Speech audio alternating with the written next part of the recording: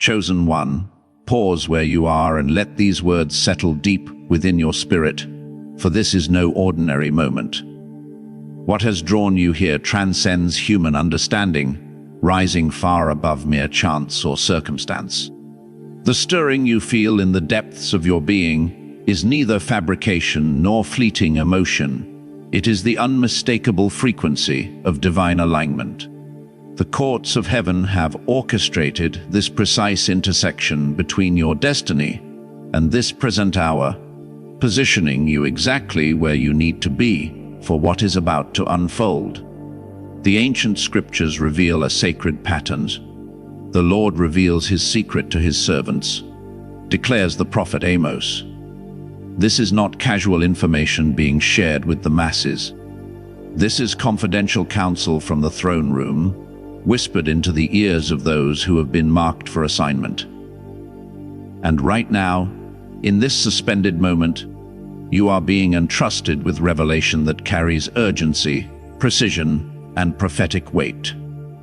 What approaches your life is not random occurrence or fortunate accident.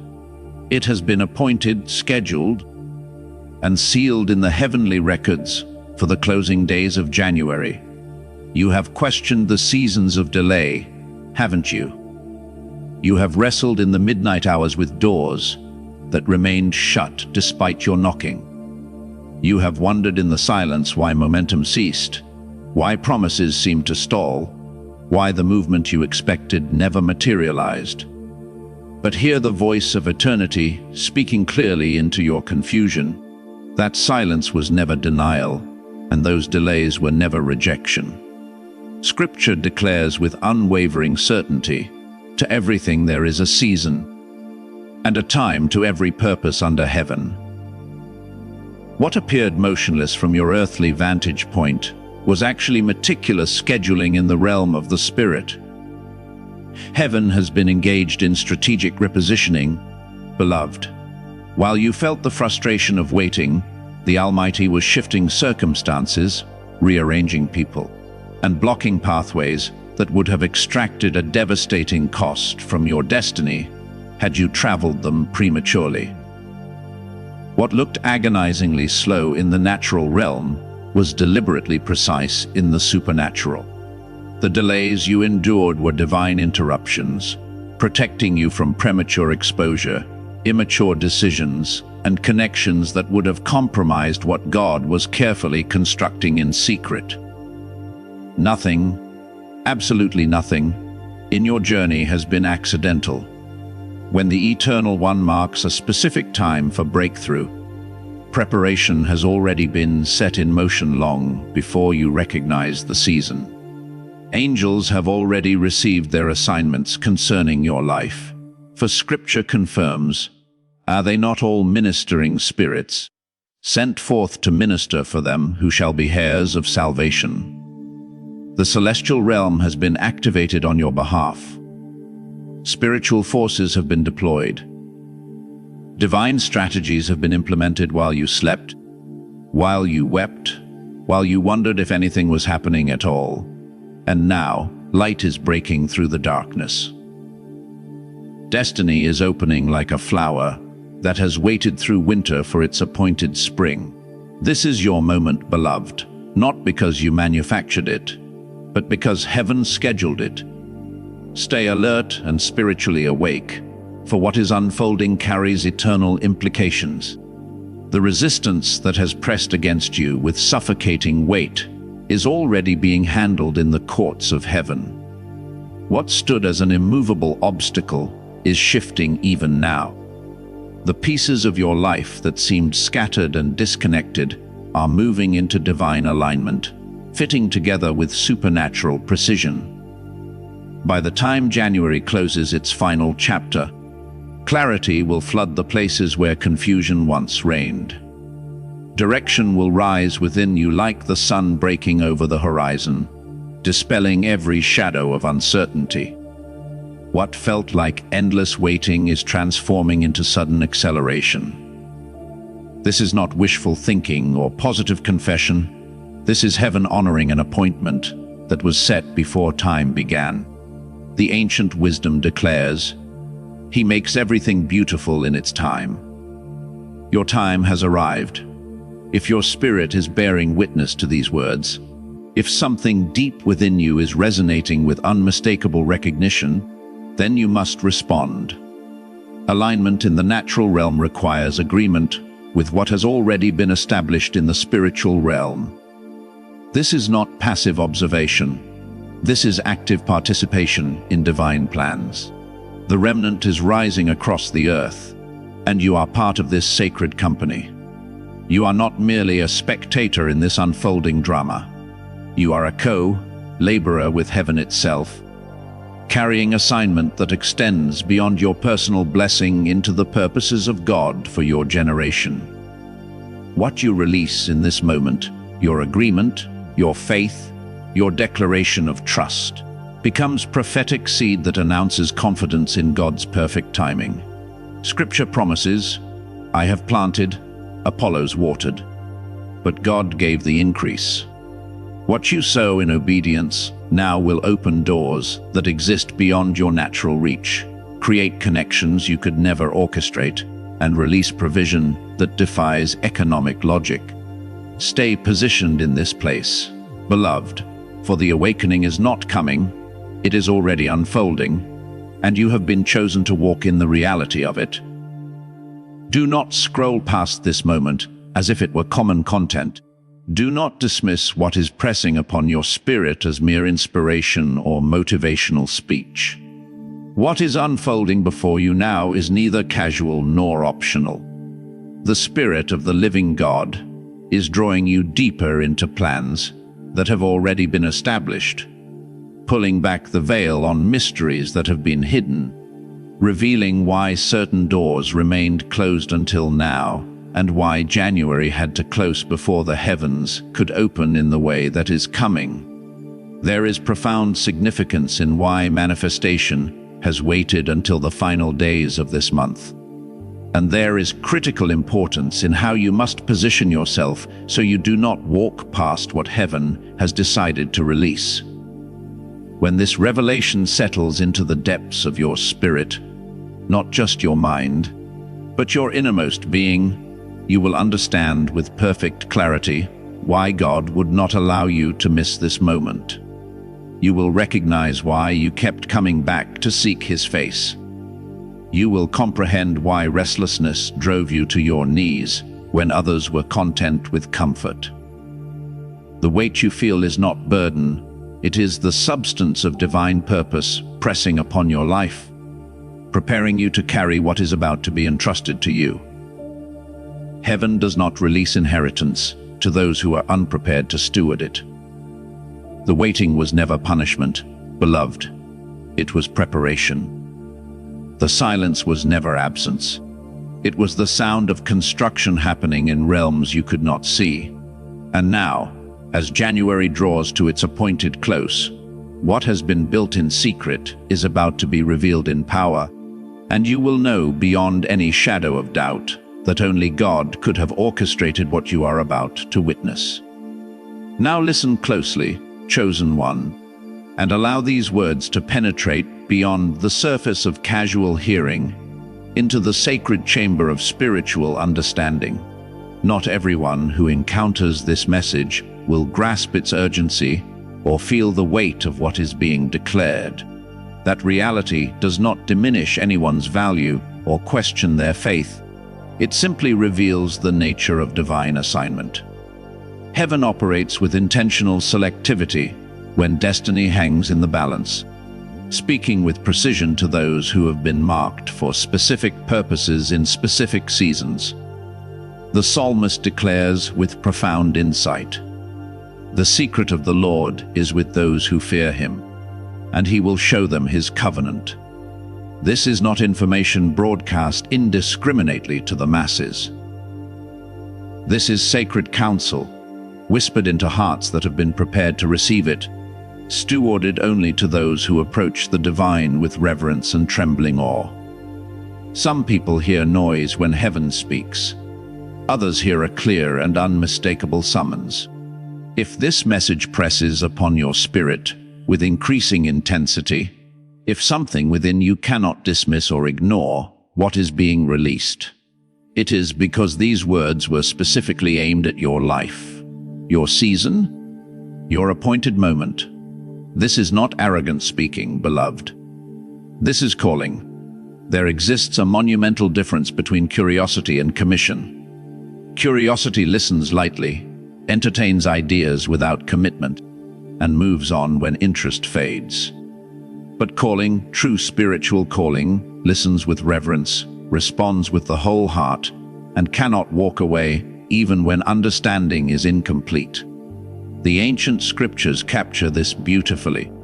Deep calls unto deep at the noise of your waterfalls.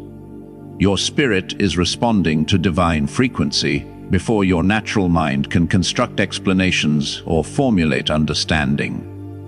And that sequence matters profoundly. God always speaks to identity before issuing instruction. He establishes who you are before revealing what you must do. Before the prophet Jeremiah could receive his assignment to the nations, heaven declared, "Before I formed you in the womb I knew you, and before you were born I consecrated you." Your recognition of this moment, your inability to dismiss what is stirring within you, proves conclusively that you were not positioned here merely to observe. You were chosen to respond, selected to participate, appointed to carry what is about to be released. One of the most devastating and effective lies deployed against the chosen is the insidious whisper of delay. The adversary rarely wastes energy denying God's existence or questioning his power. Such obvious deception would be quickly recognized and rejected. Instead, he operates with subtle cunning, questioning God's timing. He plants thoughts that sound almost reasonable. If God were truly with you, it would have happened by now. If you were actually chosen, you wouldn't still be waiting. Look at others who started after you, but have already crossed finish lines you haven't even approached. These whispers are carefully designed to manufacture anxiety, breed toxic comparison, and ultimately produce paralysis.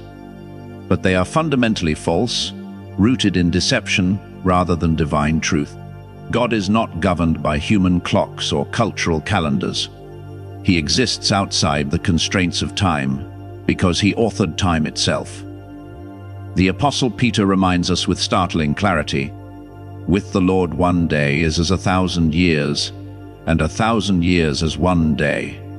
What feels agonizingly slow from your limited perspective is not late according to heaven's perfect schedule. What seems delayed is often being meticulously protected. God does not rush processes that require maturity, character development, and proper alignment. He will not accelerate you into positions you are not yet equipped to sustain, no matter how desperately you desire the promotion. Scripture declares with prophetic precision, when the fullness of time had come, God sent forth his Son, born of a woman, born under the law. The Messiah did not arrive early. He did not come late. He appeared exactly on schedule, purpose, preparation, and prophecy converging in perfect divine alignment. So when the voice of heaven declares that something has been planned for the end of January, this is not vague spiritual language or motivational optimism. This is a declaration of precision. The timing is ready. The conditions have been arranged. The prerequisites have been satisfied. What is approaching your life is not late by any measure that matters. It is exact. And because it arrives with divine exactness, rather than human urgency, it will manifest with clarity that removes doubt, power that transforms circumstances, and lasting impact that extends far beyond temporary relief. The end of January is not merely a date on a calendar, beloved. It is a prophetic marker, a spiritual threshold where the invisible becomes visible and the promised becomes present. January itself carries unique spiritual significance as a threshold month, standing in the liminal space between intention and manifestation.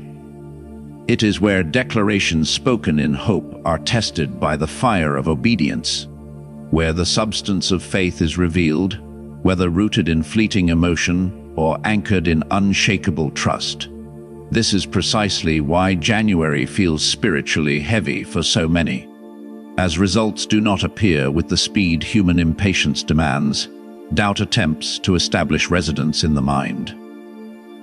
Prayers feel as though they bounce off closed heavens. Momentum seems to have stalled completely, leaving you questioning whether you heard correctly, whether you missed something, whether God has forgotten the words He spoke over your life. But this is not failure, beloved. This is exposure, not of your inadequacy, but of what kind of faith you truly carry. The weight pressing upon you is revealing whether your trust is shallow or deep, whether your confidence is circumstantial or unconditional, whether your faith can only function in favorable conditions or can stand firm in the wilderness. God often moves at the end rather than the beginning of a season. Beginnings attract enthusiastic crowds. Endings reveal genuine commitment. Anyone can believe when hope feels fresh and possibility seems limitless. Far fewer endure when patience is required, when the road grows long, when others quit and walk away. Yet it is precisely this end-season faith, quieter, deeper, more mature, that captures heaven's attention and activates divine response. The weight you feel is not designed to frustrate you, but to finish you, to complete the work that must be established in your character before the blessing can be released into your hands. It is enlarging your spiritual capacity so that what arrives will not overwhelm you, will not destroy you with sudden promotion, will not expose you to pressures you are not yet strong enough to withstand. What comes at the end of January is not merely a gift to be enjoyed. It is an assignment to be stewarded, a responsibility to be carried, a platform to be managed with wisdom and humility.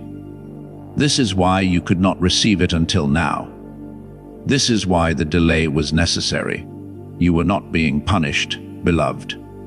You were being completed, shaped, and strengthened for what you are about to carry.